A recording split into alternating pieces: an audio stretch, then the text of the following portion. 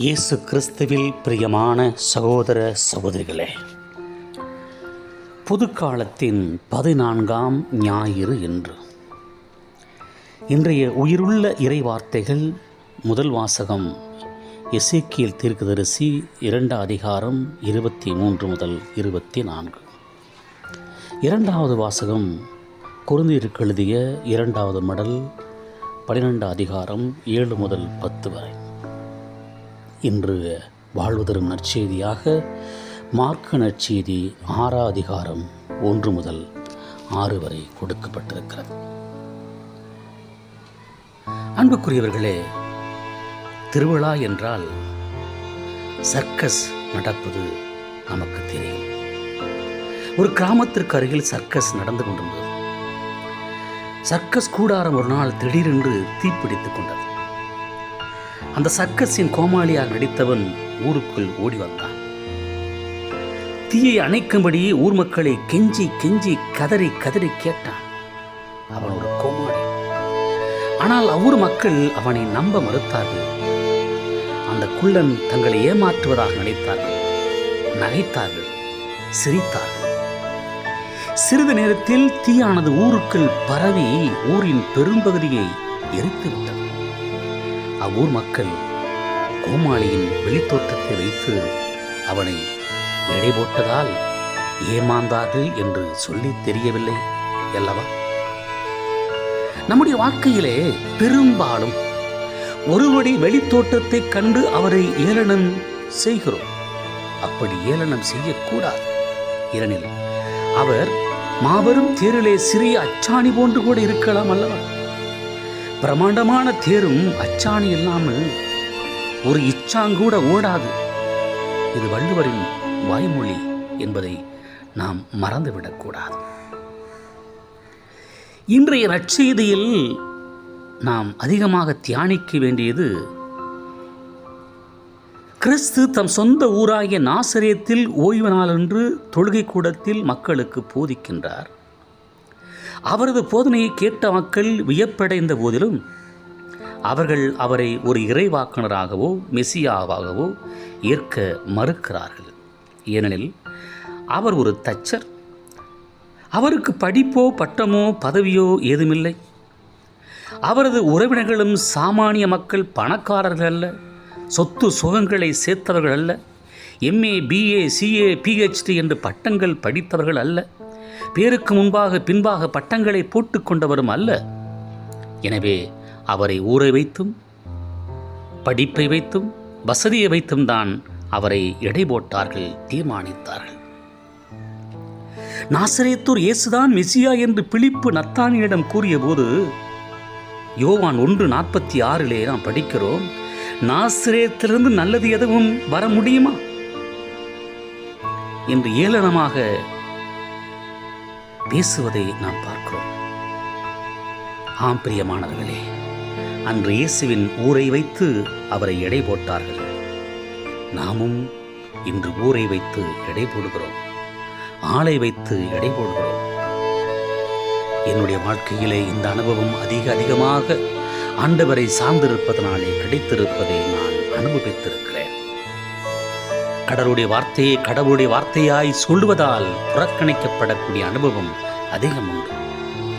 கடவுளுடைய எண்ணங்களும் வழிமுறைகளும் மனிதருடைய எண்ணங்களிலிருந்தும் வழிமுறையிலிருந்தும் முற்றிலும் வேறுபட்டவை. ஏசாயா 55:8 முதல் 9 படித்து பாருங்கள்.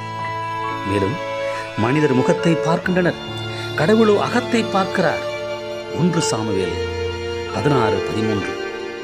மக்களுக்கு முன்பாக தங்களை நேர்மையாளராக காட்டிக்கொண்ட பரிசேயர்கள் கடவுளின் பார்வையில் அருவருப்புக்குரியவர்கள் என்று ஆண்டவர் கூறுவதை நாம் மறந்துவிடக் கூடாது.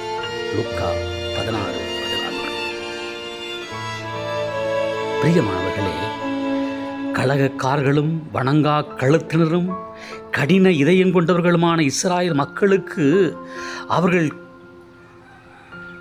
கேட்டாலும் கேட்காவிட்டாலும் இறைவாக்கு உரைக்கும்படி கடவுள் எசேக்கியேலை அனுப்புகிறார். இன்றைய முதல் வாசகத்தில் கேட்கிறார், இறைவன் பெயரால் இறைவாக்கு உரைப்பது இறைவாக்கின் கடமை. அதை ஏற்பதும் ஏற்காதிருப்பதும் மக்களை பொறுத்தது. 40 ஆண்டுகளாய் இஸ்ராயல் மக்கள் பாலை நிலத்தில் கடவுளுடைய குரலை கேட்டும் தங்கள் இதயத்தை கடினப்படுத்தி கொண்டார்கள். திருப்பாடல் 95:8-10 நாம் படிக்கிறோம். ஆனால் கடவுள் தாம் பேசுவதை, தம் வார்த்தைகளை எடுத்துரைப்பதை ஒருபோதும் நிறுத்திக் கொள்ளவே இல்லை.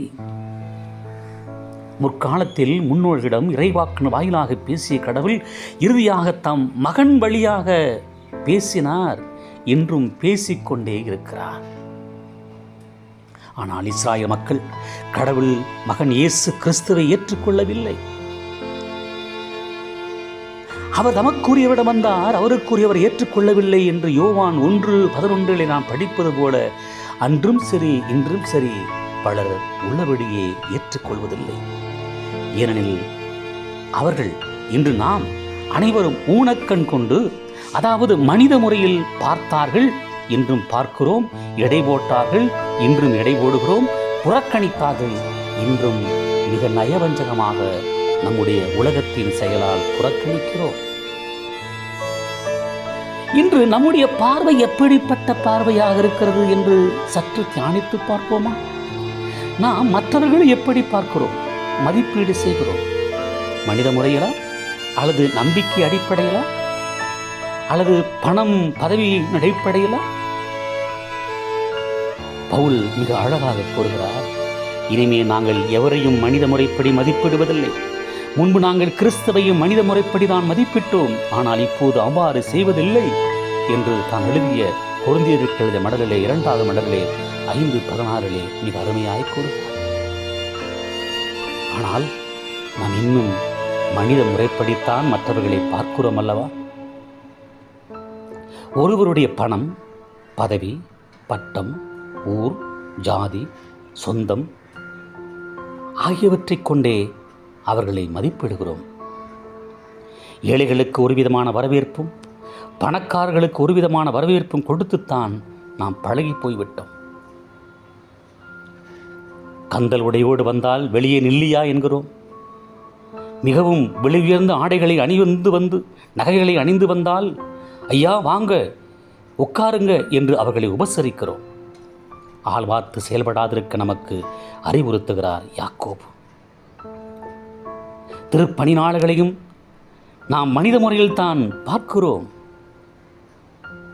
ஒரு இளைஞனிடம் நீ யாப்பா பூசைக்கு போவதில்லை என்று கேட்டதற்கு அவன் சொன்ன வார்த்தை அதிர்ச்சிக்குள்ளானது.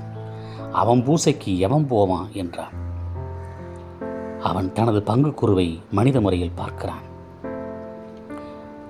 அவருடைய குறைகளைத்தான் காண்கிறான். அந்த பங்குக்குரு வழியாக கடவுள் செயல்படுவதை அவனால் பார்க்க முடியவில்லை. இன்றும் பலர் குருக்களை ஒரு பொருளாகத்தான் பார்க்கிறார்கள். அவர்களுக்கு பயன்படக்கூடிய பொருளாகத்தான் பார்க்கிறார்கள். பயன்படவில்லை என்றால் அவர்கள் ஒன்றுக்கும் லாயக்கற்றவர்கள் என்று புறக்கணிக்கப்படுகிறார்கள். ஏமாற்றுபவர்களும் போலியாக போதிப்பவர்களும் இன்று வரவேற்கப்படுகிறார்கள். குருக்களின் தகுதியுடைமை அவர்களிடமிருந்து வருவதில்லை, அது கடவுளிடமிருந்தே வருகிறது. அவருடைய வலுவின்மையில் கடவுளுடைய வல்லமை நிறைவாய் வெளிப்படுகிறது. கொரிந்தியருக்கு 2வது மடல் 12:9 படிக்கிறோம். பேதுரு திருமுழுக்கு கொடுக்கட்டும், இயேசுதான் திருமுழுக்கு கொடுக்கிறார். யூதாசே திருமுழுக்கு கொடுக்கட்டும், இயேசுதான் திருமுழுக்கு கொடுக்கிறார் என்ற புனித அகஸ்தினாருடைய கருத்தை நாம் ஒருபோதும் மறந்துவிடக்கூடாது. முகத்தில் கண்கொண்டு காணும் மூடர்கள் அகத்தில் கண்கொண்டு காண்பதே ஆனந்தம் என்கிறார் திருமூலர். முகக்கண் கொண்டு பார்ப்பது முட்டாள்தனம், அகக்கண் கொண்டு, அதாவது நம்பிக்கை கண்கொண்டு காண்பதே அறிவுடைமை. அதுவே கடவுளை காணும் பேரின்பத்திற்கு வழிவகுக்கும். பரிசேயர்களும் மறைநூல் அறிஞர்களும் தலைக்கணம் கொண்டவர்களாய், ஆணவம் கொண்டவர்களாய், அகந்தை கொண்டவர்களாய், தங்களுக்குத்தான் எல்லாம் தெரியும் என்ற மமதி கொண்டவர்களாய், என் வழியாகத்தான் நான் சொல்வதைத்தான் கேட்க வேண்டும் என்கிற ஆணவத்தின் உச்சத்தின் நிலையிலே இயேசுவை புறக்கணித்தார்கள். இயேசுவை தச்சனான யோசேப்பின் மகன் என்று ஏளனம் செய்தார்கள். அவர் ஏற்றுக்கொள்ளாமல் அவர்கள் இருளிலே மடிந்தார்கள். அத்தகைய ஆபத்திற்கு நாம் இலக்காகாமல் எச்சரிக்கையோடும் கவனத்தோடும் விழிப்போடும் ஆண்டவரை தேடுவோம். ஆண்டவருக்கு பணிவிடை செய்பவர்களை, ஆண்டவருடைய சாட்சிகளாய் இருப்பவர்களை நாம் அவர்களுடைய பிரதிநிதியாக பார்த்து அவர்களுக்கு மரியாதை செலுத்துவோம். அவர்கள் சொல்லுகின்ற வார்த்தைகளை கடவுள் வார்த்தையாக ஏற்றுக்கொண்டு வாழ்வோம். மனிதர் முறையில் பார்க்காமல் கடவுள் முறையில் பார்ப்போம்.